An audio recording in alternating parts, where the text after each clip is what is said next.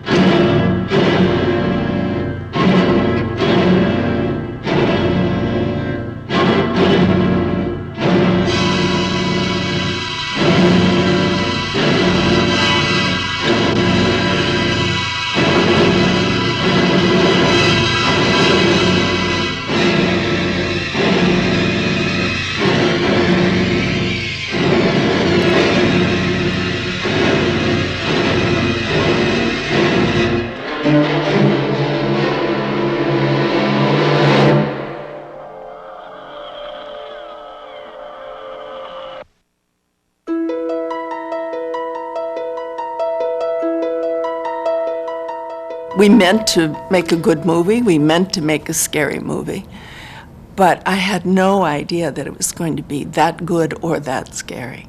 The effect was really searing on a lot of people because this wasn't just The Omen, it wasn't just Rosemary's Baby, it had a psychological, religious impact. It's about a real street in a real town with real people living in it, in the house, and upstairs on the third floor of this house is a real little girl who happens to be possessed by a demon. It was strange and interesting to see how the film kind of from being a horror film became kind of a phenomenon, testing people's stamina. I was as much watching what was going on, not believing that the world, that people could react in that way. I mean, I was like, why are they reacting? It's a movie. The film delivers to this very day that very precious commodity, a powerful emotional response. Well, whether it's positive or negative, doesn't matter. It's a response. You were alive during those 2 hours. You were alive. At Georgetown University. And in class, I heard some details about a so-called case of possession and an exorcism that was going on in the neighborhood somewhere nearby. The victim, who was identified as a boy, was of a Lutheran family. There were poltergeist phenomena surrounding him, and the family had gone to their minister, who told them, let the boy stay in my house overnight. Well, all hell broke loose in that man's home. He then said, look, I don't know what to tell you about this. The Catholics claim to be able to do something about this. They deal with that sort of thing. And you might go to a Jesuit priest. How do you go about getting an exorcism? Many, many, many years later, it all came back to me, and I determined to write that story. I'm telling you that that thing upstairs isn't my daughter. Now, I want you to tell me that you know for a fact that there's nothing wrong with my daughter except in her mind. I designed the film so that there would be blazingly bright scenes, as in Iraq, and in the cold light of Georgetown in the fall, and then there would be these dark scenes in the attic and the exorcism room and all of that. And that the whole film would, in a way, alternate between the forces of dark and light in a kind of literal way. Billy was going to art museums and looking through art books and finding images that inspired him. And that famous shot, the position is different. It was inspired by a Magritte. And of course, the thing in Magritte is that it's always very truthful, but then there's this oddness that happens within the realism. The shaft of light does everything. It's like an ethereal quality to it. The fact that he's silhouetted in it, the graphics of it, the whole thing, it just feels very spiritual and very ethereal. We just see this person get out, and now all of a sudden there's this huge spotlight, this shaft, aiming right at this person. So you know there's something special about it.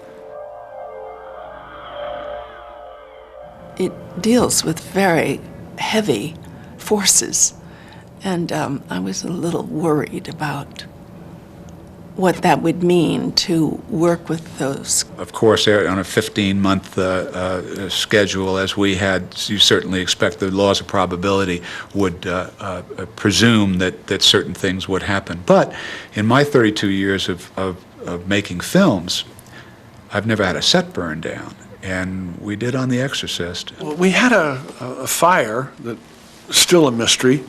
The set caught on fire one weekend. When no one was there.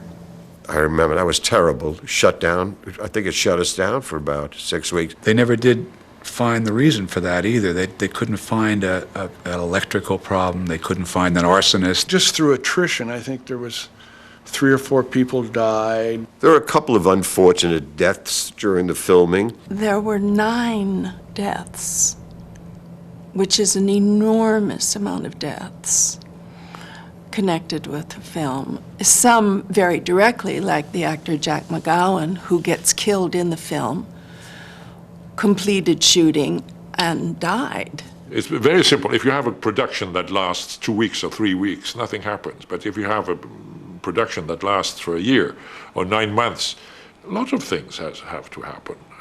Accidents one way or the other. Max von Sydow's brother died. The assistant cameraman whose wife had a baby during the shoot, the baby died. The man who refrigerated the set died. The young black night watchman. And these weren't casualties from stunts or things like that. These were kind of men standing behind a camera all of a sudden, dropping dead. Of course, it always makes for great stories about what happens, if it was cursed or whatever. It's very good for publicity, but if you don't believe in devil, you don't believe in curses. Simple. But there was definitely a feeling that it could happen. We were playing around with something.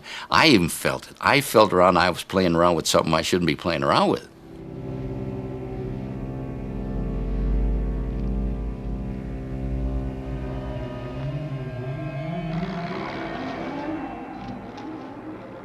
The first time I saw them, I saw that there was an ominosity, if that's a word, to them. I mean, I saw them, I thought, wow, how is the stunt? I'm not going to do it. How is the stunt man going to do this? Because they were vertical. There were 97 hard stone steps. It looked like forever going down there. And so I went out and I got all the rubber I could find, 1/2 inch, and I lined every one of those steps with rubber. And all the Georgetown kids, what they did, little capitalists that they are, they got the roofs of all the people around there on top of the roofs, and they sold tickets for $5 a head so you could watch the stunt. And he dove down those stairs twice. I asked him how he did it. He said Zen. I said, what's that? He said, complete and total non-resistance. My body becomes totally relaxed. First of all, you wanted to see these things happen as realistically as possible. The levitation, the bed thumping, things flying across the room. I knew of no way to achieve these effects realistically with opticals in the state they were in then.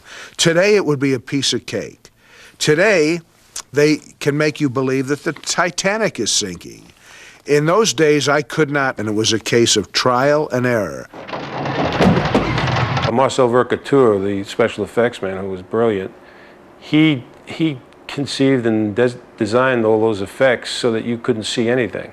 They're just amazing. We started off with one particular thing, just elevating the bed like. Amen. Oh, Lord, hear my prayer. So what I did was put enough weight and leverage behind to raise the bed. Then I pulled it back down again. So the bed was trying to fly, but it couldn't because I was pulling it back. It really worked well. But anyways, we got so many things that I built another bed, and then I built another bed. So I had 3 beds. Hasten to our call for help. So all these beds all did different things. The room itself was sitting on 8 pneumatic wheels in order to create the earthquake. All of that work in that room was excruciating to get because it was all done mechanically. Do something, Doctor, please help. I said to Billy, if I was a devil, I'd get up and grab her, and I would thrash her. I would let her know. He said, go ahead and do it. It's a rigging that Marcel Vaucotier came up with that was a mold of my back, and it was like a hard metal. And then they had like a brace around my stomach, and then it was laced up on the sides. I had her completely strapped in, and I had her. It was actually manually pumped by some big men on the other side of the wall. I could throw her up and back, and I had her. And the lacing came loose while I was being thrown, and so as I went forward, the piece was coming back. So it was a constant. And the dialogue was, please make it stop, it hurts, it burns, whatever. She started screaming. I didn't know what to do. And so I'm just yelling, it hurts really, really, and somebody thought I yelled Billy. And I actually never broke character. That's the footage I use in the movie where I'm crying my eyes out because they are brutally damaging my back. I had a rig around my midriff with a wire coming out the back, and the stuntman was pulling me. So we took her back the first time, and it was a good shot. And Billy said, we're going to do it again. I said, Billy, he's pulling me too hard. I can get hurt. And Billy said, well, it has to look real. I said, I understand, but I'm telling you, I could get hurt. And the stuntman was standing there listening to this, and Billy said to him, okay, don't pull her so hard. But as I turned away, I felt them exchange a look. And he said, give it to her this time. And I said, really? And he says, give it to her. And this is Ellen Burstyn, right? You're a nice lady. And so I said, okay. So when I hauled off, she came completely off her feet. You see me hit and you see me reach for my back. I screamed in horrendous pain. Billy motioned to Owen to tilt the camera down on me. And I saw it and I was so furious and said, turn the effing camera off, because I couldn't stand that he was willing to just get a quick shot of it before they called the ambulance, you know. Ellen didn't like it too well, and she went to see her chiropractor, and chiropractor said, you're all right. Just a couple of days, you'll get over the soreness. But that's show business, I guess. It was way beyond what anyone needs to do to make a movie. Well, it was a very difficult film. Billy was reaching for the limit. He was committed to it, and he was obsessed by it himself, and that obsession was contagious. He knew what to do with this film from the minute that he read the book. And it was his vision, so all of us just participated by doing what he wanted. Billy didn't kid around. When he said he liked something, they said he really liked it, you see. He never flattered. And he knew how to make each one of us work. And that in itself was very interesting, because I got to watch everything from the bed. And you never knew when he was going to explode or not explode. So there was always a tension on the set. Oh, come on, shut up in there! Billy can be totally irascible. Billy has reduced me to tears on more than one occasion. But he also liked to stimulate the actors. That was what his feeling was. So he would sometimes shoot off a gun or something when he wanted someone to look startled. And that's really what pissed me off. And I told him, I said, never do that again. You know, I'm an actor. I don't need all these artificial stimulants. Billy would fire guns all the time. He had total freedom, I think. And of course, he behaved like a man with total freedom and total power. No, I enjoyed very much working with him. Although he used maybe sometimes methods that I was not used to. My dear friend Billy Friedkin is a maniac, and I love him, but he's a maniac. Billy would do anything to motivate an actor. After Jason Miller dies, when Father Bill goes in to give him the last rites, we did 13 takes, 15 takes, 17 takes, I'm not quite sure. Do you want to make your confession? Bill Friedkin wanted Father Dyer to react in some emotional way. This is his best friend lying there in a pool of blood. And Father Bill could never get it right. So Billy comes over to me and says, Bill, you're just doing this by the numbers. He was a non-actor. He couldn't emote. And I said, Billy, I have just given my best friend the last rites 15 times in one night, and it's now 2:30 in the morning. Friedkin and I had a little signal that we'd use to silently roll the camera and sound. And he asked me at this time to do just that. And he said, I understand. He said, do you trust me? Well, you always trust somebody unless they ask you. And Billy went in and slapped him across the face. He belted me right across the chops and backed off. And I went in the scene, and if you look at that carefully, when I'm giving the last rite, my hand's going like that. And I wasn't making my hand go like that. That was sheer nerve juice, that all I had left. He wrote to himself and hold on to this because to him.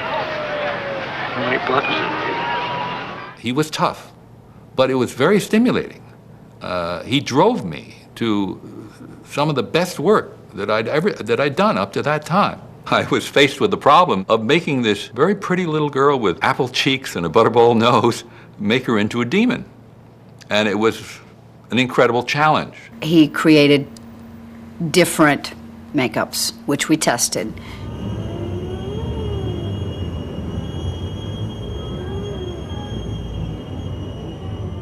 I think it was 6 different, all different makeups. The very first one I did was a all-out witchy makeup with a black wig and bushy eyebrows, and it was terrible. But it proved one thing, and that was that I could take this round face and make it look pretty horrible. One day I had the thought that the disfiguration that results in her face should come from something that Reagan did to herself. And I thought, what if in the scene where she's masturbating with a crucifix, we see that her whole face is streaming with blood, fresh blood, as though she had used the crucifix to scar herself. The makeup, once established, progressed. And here she's got even more wounds and stuff on her face. I thickened the upper lip, and I gave her a thick, distorted, cracked lower lip that kind of drooped over to one side, and that twisted her mouth. And he took a cast of my tongue. And so it was fit on my tongue perfectly, and it was just, I just had to ball it all up and stick it in my mouth. But I mean, it's horrible in the movie, it is, I admit. That's just a horrible, horrible thing to look at. To confront this cruel demon. I was concerned for Linda. I think we all were kind of concerned, because she was young and innocent, and not into this thing at all. She was just a kid that liked an ice cream soda in between, and it would laugh, and as soon as you said roll it, boom, she'd turn on this demon. Mighty Father, everlasting God, and Father of our Lord Jesus Christ. Even the stagehands would kind of cringe when she had to say foul language. It was a very controlled set. No one was allowed to laugh, and I'm sure their ears must have just been like, oh my God. So one day I asked her, I said, Linda, how do you feel when you have to say these lines? She says, oh, it's not me, it's Reagan. Her capability at that age of handling what she went through was remarkable. Eileen Dietz was about 25 or 26 years old. She was the same size as Linda, who was 12. There are a couple of shots that we did with Eileen Dietz where, like, she backhands the doctor and knocks him across the room, and we're behind her. Obviously, Eileen's blow was much more powerful and believable. In the scene where she's masturbating with a crucifix, when the crucifix goes into the crotch area, that's Eileen Dietz. I didn't ever think they would allow us to film or exhibit the crucifix masturbation scene, and yet I couldn't think of how to do without it. I didn't understand what masturbation was at that age. So I didn't understand, you know, there was a box and a sponge and Karo syrup with red food coloring. And that was between my legs. So I just had to put the cross into the box. That's all I was doing. I had no idea what it was until many years later. When I was writing the novel, I said, now I have come to the point where this woman, this non-believer, in desperation, is going to go to priests, to witch doctors. What on earth could drive her to that? What is the worst possible thing I can think of? I think it was merited, and I think it served a purpose. It was probably one of the most vicious things I've ever seen in a film. It certainly does make this statement of to what lengths evil will go to manifest. To this day, even with sensibilities that you think are so utterly jaded and depraved, it remains the most shocking piece of footage I have ever seen. There were various different effects that had to be done in the script, and one of them was the head turning around backwards. The only way to do it was to make a dummy and have a mechanical head. We sat down together, and Dick says, if you'll do everything on the inside, I'll do everything on the outside. The head and the torso are rigid plastic because the head had to rotate smoothly. The only problem was going to be the separation. But if I spun the head, the hair would come down and cover up the crack. So I could spin the head. I could go around 2-3 times if I wanted to. Amen. I worked on the eyes, and I used remote control. Let my cry come unto thee. And she would sit there and look at you in the room. It was frightening. It was so alive. We decided we were going to try it out, so put it in the front seat of a taxi in the summertime in New York City. The head would wobble around, so it looked like it was alive. And the people would stare at this thing, and then finally it would just spin its head around, and that was it. And then tell the cab, get out of here. This is the device I made to create the vomiting effect. This side piece is actually a very thin, flat tube, and there's a little nozzle connecting the two. Actually, it was not Linda Blair, but Eileen Dietz that was used for this rather unpleasant task, and it would fit snugly on her face like this.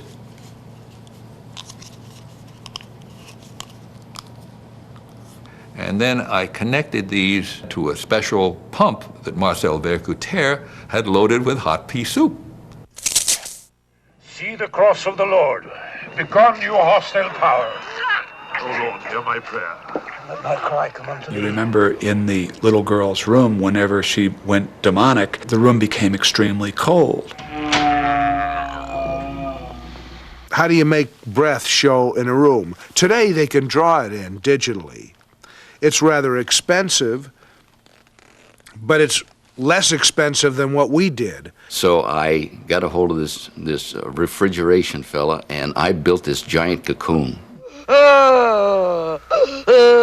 So we had 4 massive air conditioners, which we found we had to turn on all night, and by the time we got to the set the next morning, it was 30 or 40 below zero. He wanted to see the breath of the actors, and I think also in the back of his mind he decided that the extreme cold would really influence the performance as well. It was difficult to act and express facially emotions when your face was frozen, literally.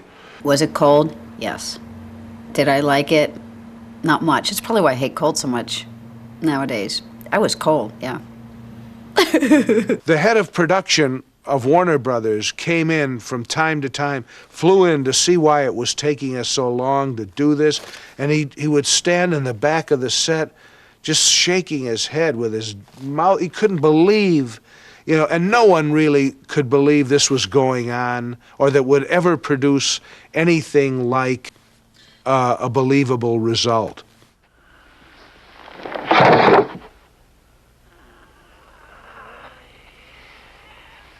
Did you do that? When I started the film, I had no idea how we were going to do the demon voice. And Billy pulled out a book of Hieronymus Bosch paintings and said, I want Linda Blair's voice to sound like Hieronymus Bosch. Didn't necessarily make total sense to me, but the impression was that Linda Blair's voice should be a kind of chorus of voices.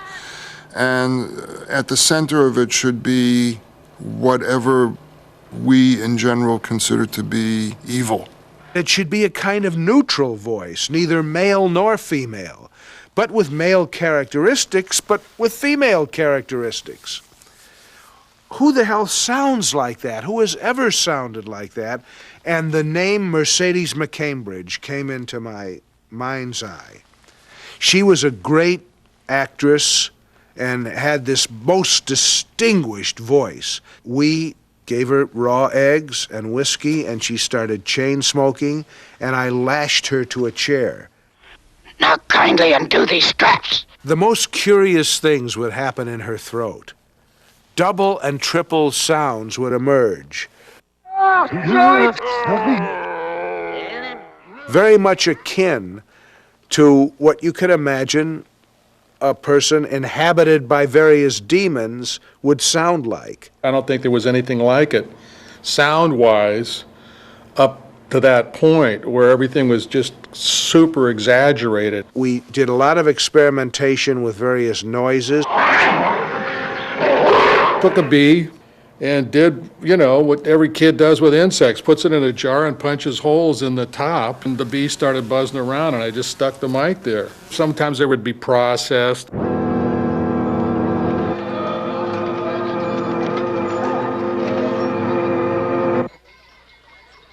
After cutting the opening sequence of Iraq, we kind of went through the whole film and repaced it.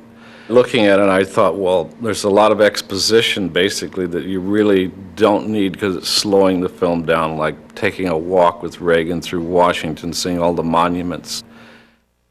I know that there's been a lot of controversy about certain scenes that are out of the film, particularly the last scene. My feeling as the interpreter of that material was, we don't need it. But there's a sense in which we did need it, Bill. How's the girl? She seemed fine. Many people, to this day, interpret The Exorcist as a downer. I thought that the scene from the novel between Kinderman and Dyer would allow the audience to feel, hey, cool it, everything's okay.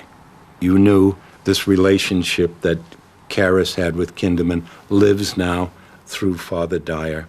God's in his heaven, all is right with the world. That's something I think that the film could use. I don't want to direct the way people think about this beyond what is already, to me, self-evident.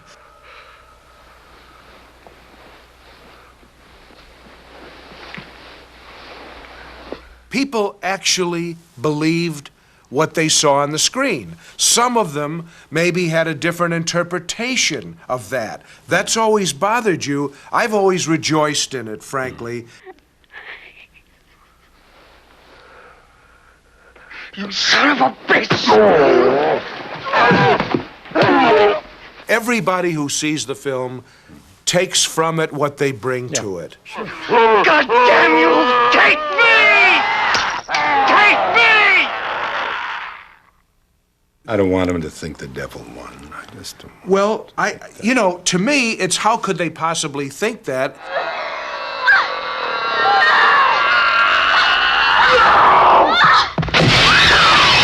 Because this relates to certain other cuts in the film. The dialogue between Marin and Karras in a kind of a break in the exorcism scene, which in the film now is just two guys sitting on the stairs, but which you had written a quite beautiful dialogue. Why this girl? It makes no sense. I think the point is to make us despair. To see ourselves as animal and ugly. To reject the possibility that God could love us.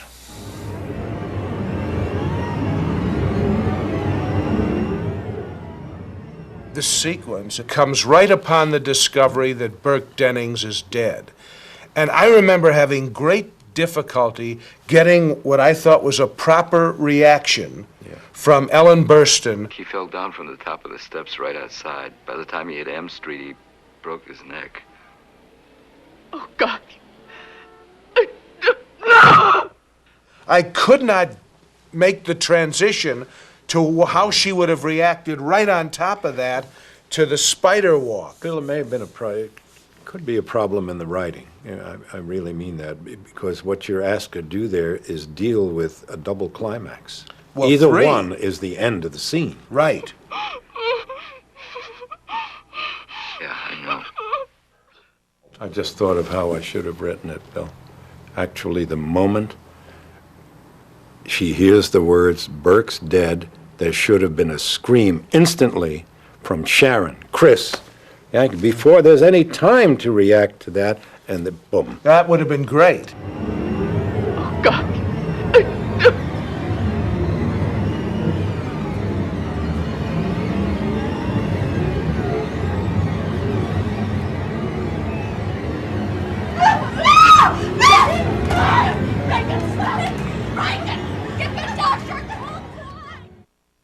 I set out from the outset to make this book because I think it's as good a novel as I've ever read. I think it's as good as anything I've ever read by Edgar Allan Poe or Kafka, or some very other, very distinguished writers who've worked in this particular area. Wow, you're too kind. No, I mean that. I've said Billy. it before. Thank you. Give me that $10 now, would you, before that? You want it in drachma?